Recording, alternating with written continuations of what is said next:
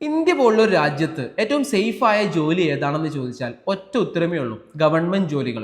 അതിന് ചിലപ്പോൾ പ്രൈവറ്റ് മേഖല നൽകുന്ന ആറക്ക ശമ്പളമോ ബിസിനസിന്റെ അനന്ത സാധ്യതകളോ ഇല്ലാതിരിക്കാം. എന്നാലും ഒരു ഗവൺമെന്റ് ജോലി നൽകുന്ന സുരക്ഷിതത്വവും പ്രൊമോഷൻ സാധ്യതകളും നമ്മുടെ നാട്ടിൽ മറ്റേത് മേഖലക്കും നൽകാനായില്ല. എന്നിട്ടും നമ്മളിൽ പലർക്കും ഗവൺമെന്റ് ജോലികളെ കുറിച്ച് വലിയ ഐഡിയ ഇല്ല.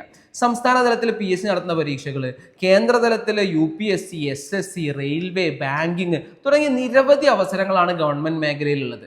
നമുക്ക് PSCയെ കുറിച്ച് മാത്രം സംസാരിക്കാം. 18 വയസ്സ് മുതൽ 42 വയസ്സ് വരെ എഴുതാവുന്ന PSC പരീക്ഷകളുണ്ട്. 7ാം ക്ലാസ് യോഗ്യത മുതൽ ഡിഗ്രി, PG, PhD-ക്കാർക്ക് വരെ അപ്ലൈ ചെയ്യാവുന്ന പോസ്റ്റുകളുണ്ട്.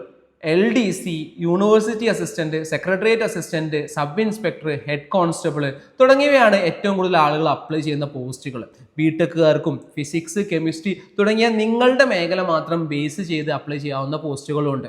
നമ്മൾ സാധാരണ 18 വയസ്സ് കഴിഞ്ഞാൽ ഡ്രൈവിംഗ് ലൈസൻസ് ഒക്കെ എടുക്കുന്നത് പോലെ എല്ലാ മലയാളികളും 18 വയസ്സ് കഴിഞ്ഞാൽ നിർബന്ധമായിട്ടും PSCയുടെ ഒഫീഷ്യൽ സൈറ്റിൽ കയറിയിട്ട് 1 ടൈം രജിസ്ട്രേഷൻ ചെയ്യണം.